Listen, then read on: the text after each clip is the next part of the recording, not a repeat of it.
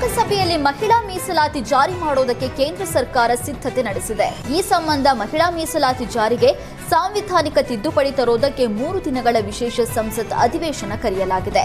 April 16ರಿಂದ 18ರ ತನಕ ನಡೆಯಲಿರುವ ಈ ವಿಶೇಷ ಸಂಸತ್ತಿನ ಅಧಿವೇಶನದಲ್ಲಿ ನಾರಿ ಶಕ್ತಿ ವಂದನ್ ಅಧಿನಿಯಂ ಮಸೂದೆ ಅಂಗೀಕಾರಗೊಳ್ಳುವ ನಿರೀಕ್ಷೆ ಇದೆ. 2011ರ ಜನಗಣತಿಯ ಆಧಾರದ ಮೇಲೆ ಮಹಿಳಾ ಮೀಸಲಾತಿ ಕಾಯ್ದೆಯನ್ನ ಕ್ಷೇತ್ರಗಳ ಪುನರ್ ವಿಂಗಡಣೆ ಮೂಲಕ ಜಾರಿಗೆ ತರುವುದಕ್ಕೆ ಕೇಂದ್ರ ಸರ್ಕಾರ ಮುಂದಾಗಿದೆ ಎನ್ನಲಾಗುತ್ತಿದೆ.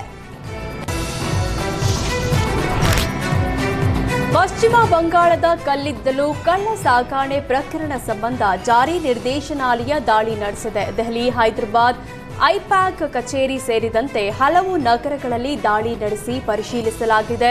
ಜೊತೆಗೆ ಐಪ್ಯಾಕ್ ಸಹ ಸಂಸ್ಥಾಪಕ ಮತ್ತು ನಿರ್ದೇಶಕ ರಿಷಿರಾಜ್ ಸಿಂಗ್ ಅವರಿಗೆ ಸಂಬಂಧಿಸಿದ ಕೆಲವು ಸ್ಥಳಗಳಲ್ಲಿ ಪರಿಶೀಲನೆ ಮಾಡಲಾಗಿದೆ. ಬೆಂಗಳೂರಿನ ನಿವಾಸದ ಮೇಲೆಯೂ ದಾಳಿ ನಡೆಸಲಾಗಿದೆ ಅಂತ ಅಧಿಕಾರಿಗಳು ತಿಳಿಸಿದ್ದಾರೆ.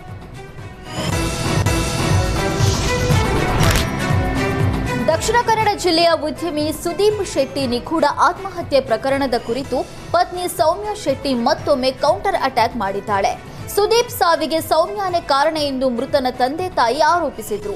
ಈ ಆರೋಪ ಅಲ್ಲಗಳೆದಿರುವ ಸೌಮ್ಯ ಪತಿಯ ಸಾವಿಗೆ ತಾನು ಕಾರಣ ಅಲ್ಲ ಅಂತ ಸ್ಪಷ್ಟಪಡಿಸಿದ್ದಾಳೆ. ವಿಷ ಹಾಕಿ ಸುದೀಪ್ರನ್ನ ಕೊಂದಿಲ್ಲ, ಬದಲಾಗಿ ಮನೆಯವರ ಕಿರುಕುಳದಿಂದಲೇ ಸುದೀಪ್ ಆತ್ಮಹತ್ಯೆ ಮಾಡಿಕೊಂಡಿರಬಹುದು. ಸುದೀಪ್ ಮೊಬೈಲ್ ಸಂಪರ್ಕಕ್ಕೆ ಸಿಗದ ಕಾರಣ ಆತಂಕಗೊಂಡು ನಾನು ನೆಲ್ಯಾಡಿಗೆ ತೆರಳಿದ್ದೆ. ಅವರು ಹೇಳುವಂತೆ ನಾನು ಯಾವುದೇ ರಂಪಾಟ ನಡೆಸಿಲ್ಲ, ಬೇಕಿದ್ರೆ ಸಿಸಿ ಕ್ಯಾಮೆರಾ ದೃಶ್ಯಾವಳಿಗಳ ಪರಿಶೀಲನೆ ಮಾಡಲಿ ಅಂತ ಸೌಮ್ಯ ಒತ್ತಾಯಿಸಿದ್ದಾಳೆ. ಅಲ್ಲದೆ ಸೌಮ್ಯ ಎಲ್ಲಾ ಮಾಹಿತಿಯನ್ನು ಪೊಲೀಸರಿಗೆ ತಿಳಿಸಿರುವುದಾಗಿ ಹೇಳಿದ್ದಾಳೆ. ದಾವಣಗೆರೆ ಬೈ ಎಲೆಕ್ಷನ್ ಬ್ಯಾಟಲ್ನಲ್ಲಿ ಸಿಎಂ ಸಿದ್ದರಾಮಯ್ಯ ಭರ್ಜರಿ ಪ್ರಚಾರ ನಡೆಸ್ತಾ ಇದ್ದಾರೆ. ಇಂದು 2ನೇ ಹಂತದ ಪ್ರಚಾರ ನಡೆಸ್ತಾ ಇರುವ ಸಿಎಂ ಸಿದ್ದರಾಮಯ್ಯ ಕಾಂಗ್ರೆಸ್ ಅಭ್ಯರ್ಥಿ ಸಿದ್ಧಾರ್ಥ್ ಪರ ಮತಯಾಚನೆ ನಡೆಸಿದ್ದಾರೆ. 2ನೇ ಹಂತದ ಚುನಾವಣೆ ಪ್ರಚಾರದ ಮಧ್ಯೆ ಟೆಂಪಲ್ ರನ್ ಮಾಡಿರುವ ಸಿಎಂ ಸಿದ್ದರಾಮಯ್ಯ ದಾವಣಗೆರೆ ನಗರ ದೇವತೆ ದುರ್ಗಾಂಬಿಕಾ ದೇವಸ್ಥಾನಕ್ಕೆ ಭೇಟಿ ನೀಡಿ ವಿಶೇಷ ಪೂಜೆ ಸಲ್ಲಿಸಿದ್ರು.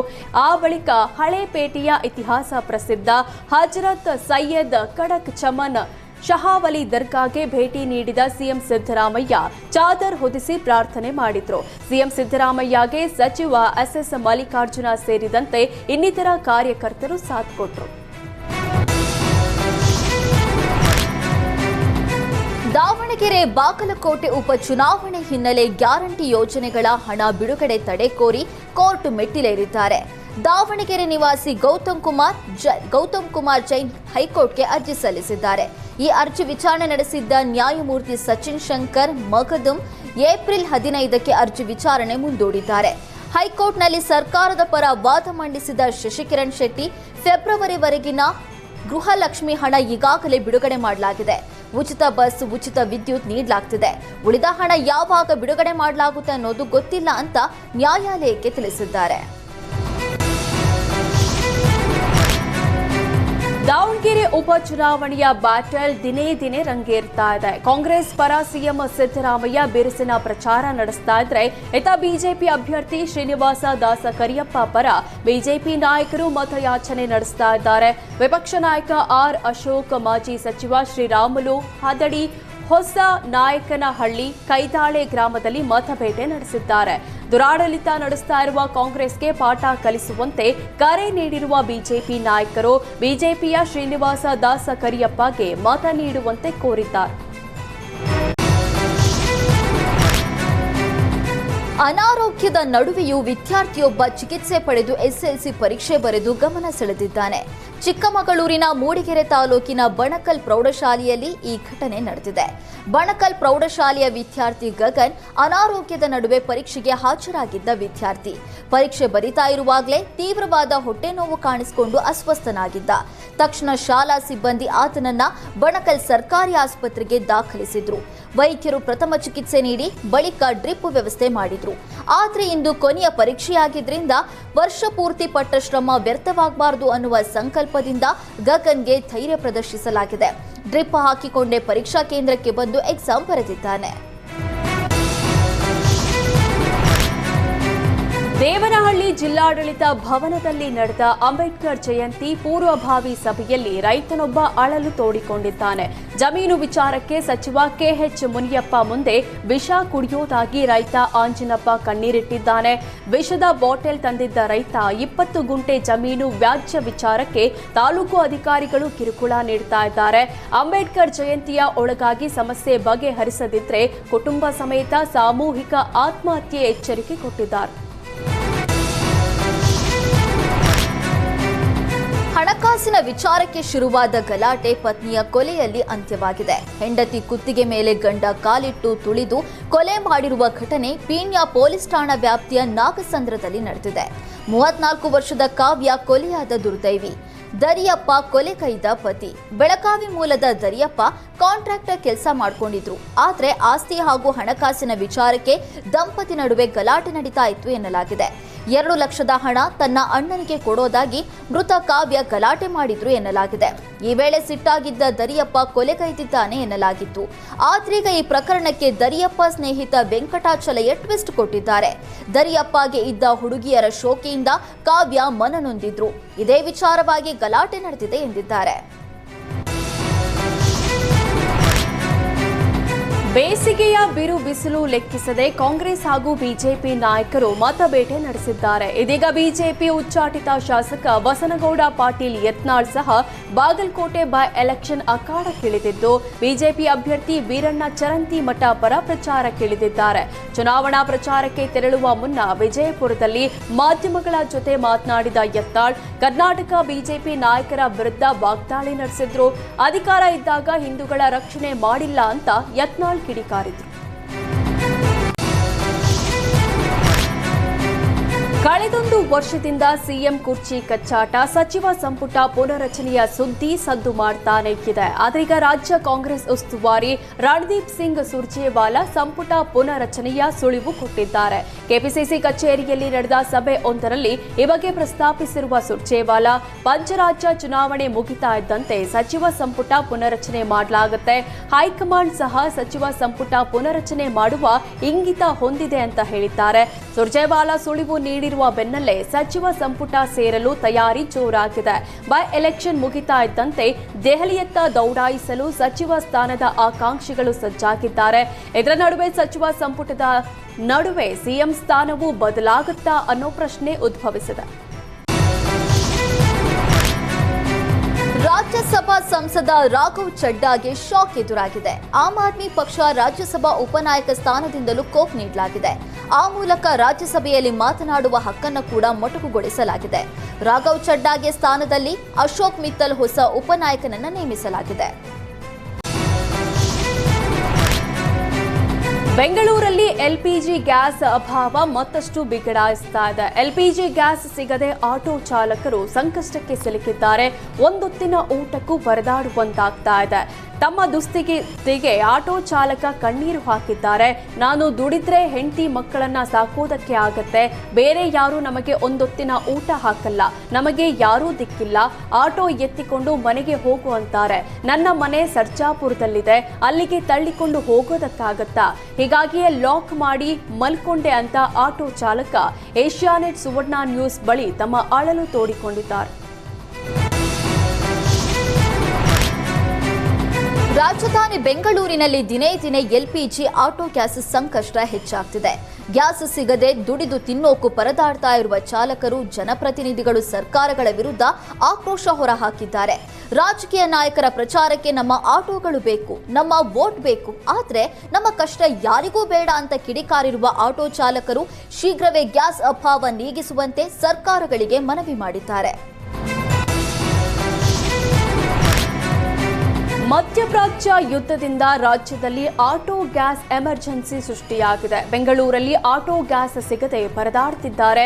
ಆದರೆ ಆಹಾರ ಸಚಿವ ಕೆಎಚ್ ಮುನಿಯಪ್ಪ ಸಮಸ್ಯೆ ಇಲ್ಲ ಅಂತ ಹೇಳಿದ್ದಾರೆ. ಬಾಗಲಕೋಟೆಯಲ್ಲಿ ಮಾತನಾಡಿರುವ ಕೆಎಚ್ ಮುನಿಯಪ್ಪ ಚಾಲಕರು ಸುಮ್ಮನೆ ಆತಂಕ ಪಡ್ತಾ ಇದ್ದಾರೆ. ಖಾಸಗಿ ಕಂಪನಿಗಳ ಬಳಿ ಎಲ್ಪಿಜಿ ಖರೀದಿಸುತ್ತಿರೋರಿಗೆ ಮಾತ್ರ ಸಮಸ್ಯೆಯಾಗಿದೆ. ಖಾಸಗಿ ಕಂಪನಿಗಳಿಗೆ ಎಲ್ಪಿಜಿ ದರ ಏರಿಕೆ ಮಾಡದಂತೆ ಹೇಳಿದ್ದೇನೆ ಅಂತ ತಿಳಿಸಿದರು.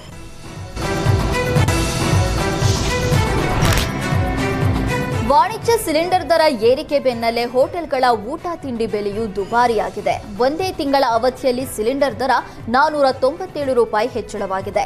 ಹೀಗಾಗಿ ಅನಿವಾರ್ಯವಾಗಿ ಹೋಟೆಲ್ ಮಾಲೀಕರು ದರ ಏರಿಕೆ ಮಾಡೋದಕ್ಕೆ ಮುಂದಾಗಿದ್ದಾರೆ. ನಿನ್ನೆಯಿಂದ ವಿದ್ಯುತ್, ನೀರಿನ ದರ, ಟೋಲ್ ದರ, ದಿನಬಳಕೆ ವಸ್ತುಗಳ ದರ ಹೆಚ್ಚಳ ಹಿನ್ನೆಲೆಯಲ್ಲಿ ಕಾಫಿ, ಟೀ, ಊಟ ತಿಂಡಿ ದರ ಜಾಸ್ತಿ ಮಾಡಲಾಗಿದೆ. ಊಟದ ದರ 10 ರಿಂದ 20 ರೂಪಾಯಿವರೆಗೆ ಹೆಚ್ಚಿಸಲಾಗಿದೆ. ಈ ಬಗ್ಗೆ ಮಾತನಾಡಿರುವ ಹೋಟೆಲ್ ಮಾಲೀಕರ ಸಂಘದ ಅಧ್ಯಕ್ಷ PC ರಾವ್, ಎಲ್ಲವೂ ದುಬಾರಿಯಾಗಿದೆ, ನಮಗೂ ಲಾಭ ಬೇಕು ಅಂದ್ರೆ ನಾವು ಬೆಲೆ ಏರಿಕೆ ಮಾಡ್ತೀವಿ. ದರ ಏರಿಕೆಗೆ ಹೋಟೆಲ್ ಮಾಲೀಕರ ಸಂಘ ಕಡಿವಾಣ ಹಾಕೋದಿಲ್ಲ ಅಂತ ಸಮರ್ಥನೆ ಮಾಡಿಕೊಂಡಿದ್ದಾರೆ. ರಾಜ್ಯ ಸಾರಿಗೆ ನೌಕರರು ಮಾಡಿದ ಹೋರಾಟಕ್ಕೆ ಕೊನೆಗೂ ಜಯ ಸಿಗುವ ಲಕ್ಷಣ ಕಾಣಿಸಿದೆ. ಶೀಘ್ರದಲ್ಲೇ ರಾಜ್ಯ ಸಾರಿಗೆ ನೌಕರರ ವೇತನ ಹೆಚ್ಚಳ ಮಾಡಲು ರಾಜ್ಯ ಸರ್ಕಾರ ಮುಂದಾಗಿದೆ. ಸಾರಿಗೆ ನೌಕರರ ವೇತನ ಹೆಚ್ಚಳದ ಸಾಧಕ ಬಾಧಕಗಳ ಬಗ್ಗೆ ಚರ್ಚಿಸಲು ಕೆಎಸ್ಆರ್ಟಿಸಿ ವ್ಯವಸ್ಥಾಪಕ ನಿರ್ದೇಶಕರಾದ ಅಕ್ರಮ್ ಪಾಷಾ ನೇತೃತ್ವದಲ್ಲಿ ಮಹತ್ವದ ಸಭೆ ಕರೆಯಲಾಗಿದೆ.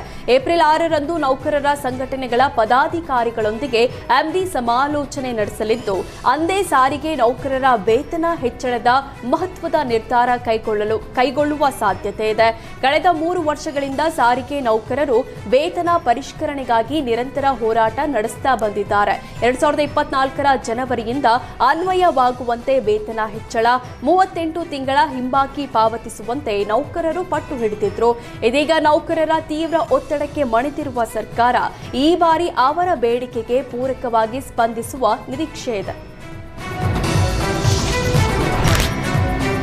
ರಾಜ್ಯದಲ್ಲಿ ಪೊಲೀಸರ ವರ್ಗಾವಣೆಗೆ ಗ್ರಹಣ ಹಿಡಿದಿದೆ. ಕಳೆದ 2.5 ವರ್ಷಗಳಿಂದ ಬೆರಳೆಣಿಕೆ ಇನ್ಸ್ಪೆಕ್ಟರ್ಗಳ ವರ್ಗಾವಣೆ ಬಿಟ್ರೆ ಇನ್ಸ್ಪೆಕ್ಟರ್ಗಳ ವರ್ಗಾವಣೆ ಆಗಿಲ್ಲ. ಸದ್ಯ ವರ್ಗಾವಣೆಯ ತಿಕ್ಕಾಟದಲ್ಲಿ ರಾಜ್ಯ ಸರ್ಕಾರ ಕಾಲ ಕಳೀತಾ ಇದೆ. ಈ ನಡುವೆ ಇನ್ಸ್ಪೆಕ್ಟರ್ ಒಬ್ಬರು ಬೆಂಗಳೂರು ಕರಗ ವೇಳೆ ವಿಶೇಷ ಬೇಡಿಕೆ ಇಟ್ಟಿದ್ದಾರೆ. ಬಾಳೆಹಣ್ಣಿನ ಮೇಲೆ ಇನ್ಸ್ಪೆಕ್ಟರ್ಗಳ ವರ್ಗಾವಣೆ ಮಾಡಿಸು ದೇವರೇ ಅಂತ ಬೇಡ್ಕೊಂಡಿದ್ದಾರೆ. ಸಿಲಿಕಾನ್ ಸಿಟಿಯಲ್ಲಿ ಹನಿ ಟ್ರ್ಯಾಪ್ ಗ್ಯಾಂಗ್ಗಳ ಹಾವಳಿ ಜೋರಾಗಿದೆ. ಇದರ ಮುಂದುವರೆದ ಭಾಗವಾಗಿ ಮನಿ ಟ್ರ್ಯಾಪ್ ಎಂಬ ಹೊಸ ದಂಧೆ ಶುರುವಾಗಿದೆ. ಸಾಫ್ಟ್ವೇರ್ ಇಂಜಿನಿಯರ್ಗಳನ್ನೇ ಟಾರ್ಗೆಟ್ ಮಾಡ್ತಾ ಇರುವ ಈ ಗ್ಯಾಂಗ್ ಕ್ಷಣಾರ್ಧದಲ್ಲಿ ಸಾವಿರಾರು ಕೋಟಿ ರೂಪಾಯಿ ಲೂಟಿ ಮಾಡ್ತಾ ಇದೆ. ಡೇಟಿಂಗ್ ಆಪ್ಗಳಲ್ಲಿ ಸುಂದರ ಯುವತಿಯರ ಫೋಟೋ ಬಳಸಿ ಯುವಕರನ್ನ ಸೆಳೆಯುವ ಈ ಗ್ಯಾಂಗ್ ಪ್ರೀತಿಯ ಮಾತುಗಳನ್ನಾಡಿ ಮೀಟ್ ಮಾಡೋಣ ಅಂತ ಪಬ್ ಲೊಕೇಶನ್ ಕಳಿಸ್ತಾರೆ. ಯುವಕ ಪಬ್ಗೆ ಬರ್ತಾ ಇದ್ದಂತೆ ರೊಮ್ಯಾಂಟಿಕ್ ಆಗಿ ಮಾತಾಡ್ತಾ ಸಾಲು ಸಾಲು ಡ್ರಿಂಕ್ಸ್ ಆರ್ಡರ್ ಮಾಡ್ತಾರೆ. 20 ನಿಮಿಷಗಳಲ್ಲಿ 4-5 ಟಕೀಲಾ ಶಾಟ್ಸ್ ಕುಡಿದು ವಾಶ್ರೂಮ್ಗೆ ಹೋಗಿ ಬರ್ತೀನಿ ಅಂತ ಎಸ್ಕೇಪ್ ಆಗ್ತಾರೆ. ಇಂಥದ್ದೇ ಘಟನೆ ಹಿಂದೆ ಬೆಳ್ಳಂದೂರು ಪಬ್ ಒಂದರಲ್ಲಿ ನಡೆದಿತ್ತು. ಮರ್ಯಾದೆಗೆ ಅಂಜಿ 65,000 ಬಿಲ್ ಮಾಡಿ ಹೊರ ಬಂದಿದ್ರು. ಇದಾದ ಬಳಿಕ ಇದೇ ರೀತಿ ಉತ್ತರ ಕರ್ನಾಟಕ ಮೂಲದ ಯುವಕನೊಬ್ಬನನ್ನ ಕೂಡ ಟ್ರ್ಯಾಪ್ ಮಾಡಲಾಗಿತ್ತು. ಆದ್ರೆ ಯುವಕ ಹೆದರದೆ ಸ್ಥಳದಲ್ಲೇ ಗಲಾಟೆ ಮಾಡಿ 112 ಹೊಯ್ಸಳ ಪೊಲೀಸರಿಗೆ ಕರೆ ಮಾಡಿದ್ದಾನೆ. ಪೊಲೀಸರು ಬಂದು ಇಬ್ಬರನ್ನು ಠಾಣೆಗೆ ಕರೆದೊಯ್ದಿದ್ದಾರೆ. ಬೆಳ್ಳಂದೂರು ಪೊಲೀಸರು ಪ್ರಕರಣ ದಾಖಲಿಸದೆ ನಂತರ ಮಾತಾಡೋಣ ಅಂತ ಕಳಿಸಿರೋದು ಹಲವು ಅನುಮಾನಗಳಿಗೆ ಎಡೆಮಾಡಿಕೊಟ್ಟಿದೆ. ಆರ್ಥಿಕವಾಗಿ ಹಿಂದುಳಿದ ಎಲ್ಲಾ ವರ್ಗದ ಜನರು ಮನೆ ನಿರ್ಮಿಸಿಕೊಳ್ಳುವ ಕನಸು ಈಡೇರಿಸಿಕೊಳ್ಳಲು ರಾಜೀವ್ ಗಾಂಧಿ ವಸತಿ ಯೋಜನೆ ಜಾರಿ ಮಾಡಲಾಗಿದೆ. ಆದರೆ ಇದೇ ವಸತಿ ಯೋಜನೆಯಲ್ಲಿ ಭ್ರಷ್ಟಾಚಾರದ ಆರೋಪ ಕೇಳಿ ಬಂದಿದೆ. ಕಾಸು ಕೊಟ್ಟವರಿಗೆ ಮಾತ್ರವೇ ವಸತಿ ಇಲಾಖೆಯ ಮನೆ ನೀಡಲಾಗ್ತಿರುವ ಬಗ್ಗೆ ಶಾಸಕ BR ಪಾಟೀಲ್ ಹಾಗೂ ಸಚಿವ ಜಮೀರ್ ಅಹಮದ್ ಖಾನ್ ಆಪ್ತ ಕಾರ್ಯದರ್ಶಿ ಸಂಭಾಷಣೆಯಲ್ಲಿ ಬಯಲಾಗಿತ್ತು. ಭ್ರಷ್ಟಾಚಾರದ ಮೂಲ ಮತ್ತು ಲಂಚ ಪಡೆದವರು ಪತ್ತೆಗೆ ಮನವಿ ಮಾಡಲಾಗಿತ್ತು. ಈ ಬಗ್ಗೆ ತನಿಖೆ ನಡೆಸಿರುವ ಲೋಕಾಯುಕ್ತ ಡಿವೈಎಸ್ಪಿ HG ತಿಪ್ಪೇಸ್ವಾಮಿ ಎಸ್ಪಿಗೆ ವರದಿ ಸಲ್ಲಿಸಿದ್ದು, ಈ ಲೋಕಾಯುಕ್ತ ವರದಿಯಲ್ಲಿ ಮನೆ ಹಂಚಿಕೆಯಲ್ಲಿ ನಡೆದ ಭ್ರಷ್ಟಾಚಾರ ಬಟಾ ಬಯಲಾಗಿದೆ. ಲಂಚ ಪಡೆದು ಅರ್ಹರಲ್ಲದವರಿಗೂ ಸ್ವಂತ ಮನೆ ಇರೋರಿಗೂ ಮನೆ ಹಂಚಿಕೆ ಮಾಡಿದ್ದು ತನಿಖೆಯ ವೇಳೆ ಬೆಳಕಿಗೆ ಬಂದಿದೆ. ಶಾರ್ಟ್ ಸರ್ಕ್ಯೂಟ್ನಿಂದ ಕಾರ್ಮಿಕರು ಲಿಫ್ಟ್ನಲ್ಲಿ ಸಿಲುಕಿ ಅಸ್ವಸ್ಥರಾದ ಘಟನೆ ಹಟ್ಟಿ ಚಿನ್ನದ ಗಣಿಯಲ್ಲಿ ನಡೆದಿದೆ. ಲಿಫ್ಟ್ನ ಒಳಗಡೆ ಸಿಲುಕಿದ್ದ ಕಾರ್ಮಿಕರಾದ ಆದಪ್ಪ, ನಾಗಾರೆಡ್ಡಿ, ಶ್ರೀಕಾಂತ, ಕಾಜಾ ಹುಸೇನ, ಬಸವರಾಜ, ಇಮಾಮ್ ಸಾಬ್, ಮೊಗಲಪ್ಪ ಹಾಗೂ ಹನುಮಂತ ಸಿಲುಕಿ ಹಾಕಿಕೊಂಡ ಕಾರ್ಮಿಕರು. ಹನುಮಂತ ಎನ್ನುವ ಕಾರ್ಮಿಕ ಉಸಿರಾಟ ತೊಂದರೆಯಾಗಿ ತಲೆ ಸುತ್ತು ಬಂದು ಬಿದ್ದಿದ್ರು. 4 ಗಂಟೆಗಳ ಕಾಲ ಲಿಫ್ಟ್ನಲ್ಲಿ ಸಿಲುಕಿ ಗಾಳಿ ನೀರಿಲ್ಲದೆ ಕಾರ್ಮಿಕರು ಪರದಾಡಿದ್ರು. ವಿಷಯ ತಿಳಿದು ಸ್ಥಳಕ್ಕೆ ಗಣಿ ಕಂಪನಿಯ ಅಧಿಕಾರಿಗಳು ಭೇಟಿ ನೀಡಿ ಲಿಫ್ಟ್ ಸರಿಪಡಿಸಿ ಒಳಗಡೆ ಸಿಲುಕಿದ್ದ ಕಾರ್ಮಿಕರನ್ನ ಹೊರ ತಂದಿದ್ದಾರೆ.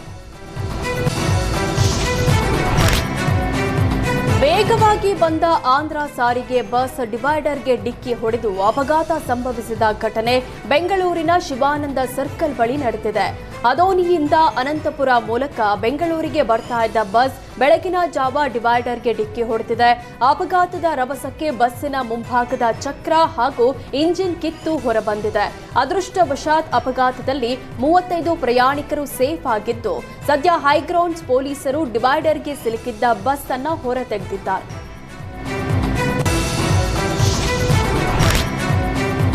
ರಾಯಚೂರಿನಲ್ಲಿ ನಕಲಿ ವೈದ್ಯರ ಹಾವಳಿ ಹೆಚ್ಚಾಗಿದೆ. ನಕಲಿ ವೈದ್ಯರ ಎಡವಟ್ಟಿಗೆ ಅಮಾಯಕ ಜೀವಗಳು ಬಲಿಯಾಗ್ತಿವೆ. ಸಾರ್ವಜನಿಕರ ದೂರುಗಳಿಗೆ ಸ್ಪಂದಿಸಿದ ಅಧಿಕಾರಿಗಳು ಜಿಲ್ಲೆಯಾದ್ಯಂತ ನಕಲಿ ವೈದ್ಯರ ಕ್ಲಿನಿಕ್ ಹಾಗೂ ಆಸ್ಪತ್ರೆಗಳ ಮೇಲೆ ದಾಳಿ ನಡೆಸಿದ್ದಾರೆ. ತಹಶೀಲ್ದಾರ್ ಭೀಮಾರಾಯ ರಾಮಸಮುದ್ರ, ತಾಲೂಕು ಆರೋಗ್ಯಾಧಿಕಾರಿ ಡಾಕ್ಟರ್ ಶರಣ ಬಸವರಾಜಗೌಡ ನೇತೃತ್ವದಲ್ಲಿ ದಾಳಿ ನಡೆಸಿರುವ ತಂಡ 13ಕ್ಕೂ ಹೆಚ್ಚು ಕ್ಲಿನಿಕ್ಗಳಿಗೆ ಬೀಗ ಜಡಿದಿದ್ದಾರೆ. ನಕಲಿ ವೈದ್ಯರು ಚಿಕಿತ್ಸೆಗೆ ಬಳಸ್ತಾ ಇದ್ದ ವಸ್ತುಗಳನ್ನು ಜಪ್ತಿ ಮಾಡಿದ್ದಾರೆ.